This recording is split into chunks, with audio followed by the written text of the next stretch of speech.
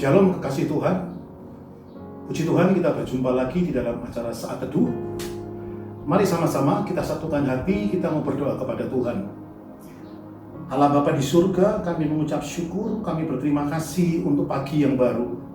Kami mengucap syukur untuk hari yang baru yang Tuhan beri bagi kami. Kami percaya di hari yang baru ini akan ada pertolongan Tuhan yang baru. Di hari yang baru ini akan kami terima berkat-berkat Tuhan yang baru. Oleh sebab itu Tuhan, pada pagi hari ini kami serahkan hidup kami ke dalam tangan-Mu. Kami tidak tahu apa yang akan terjadi hari ini, tapi kami percaya bahwa hari ini kami akan melihat pemeliharaan Tuhan yang baru. Dan biarlah kami memulai pagi hari ini dengan firman-Mu Tuhan. Dan kami percaya kami akan menjadi kuat di dalam Tuhan. Terpuji nama-Mu Tuhan untuk selama-lamanya. Dalam nama Yesus, amin.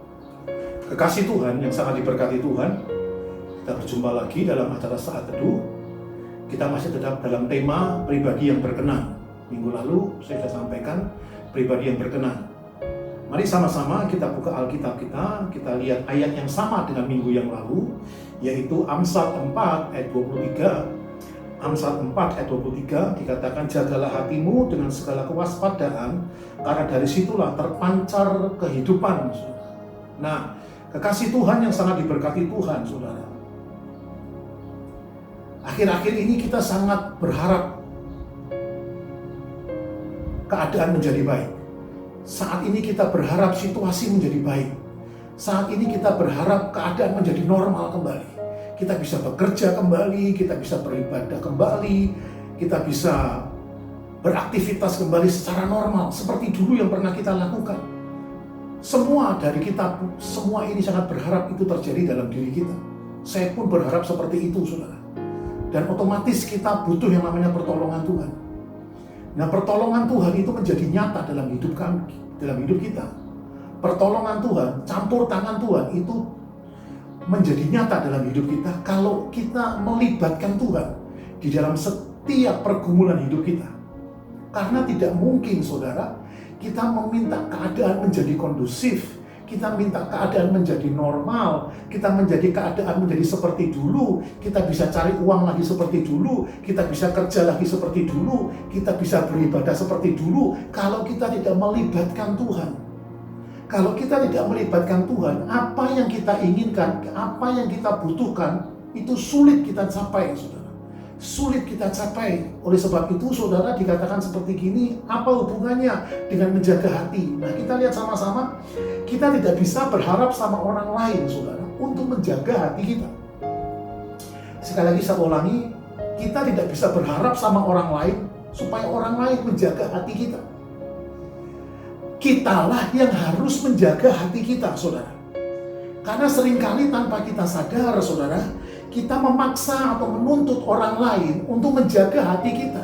Memang kita nggak ngomong secara terang-terangan sama orang itu supaya orang-orang itu untuk menjaga hati kita. Tetapi sikap hati kita itu kadang-kadang menuntut atau memaksa mereka untuk menjaga hati kita, saudara.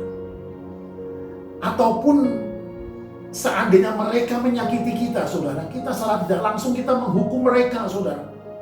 Ya, kita menghukum mereka dengan cara apa, saudara? Menghukum mereka dengan cara membenci mereka. Kita menghukum mereka dengan apa? Dengan membuat jarak bagi mereka, saudara. Dan juga kita mulai membicarakan mereka, saudara. Secara tidak langsung kita sudah menghukum mereka. Kenapa kita menghukum mereka? Karena apa yang mereka kerjakan tidak sesuai dengan apa yang kita inginkan, saudara. Nah, dengan kata lain, saudara, kalau orang lain tidak seperti yang kita mau, kemudian kita marah, saudara, berarti kita sudah memaksa, menuntut orang itu untuk menjaga hati kita, saudara. Kita nggak bisa menjaga hati kita. Menjaga itu berarti mengatur, saudara.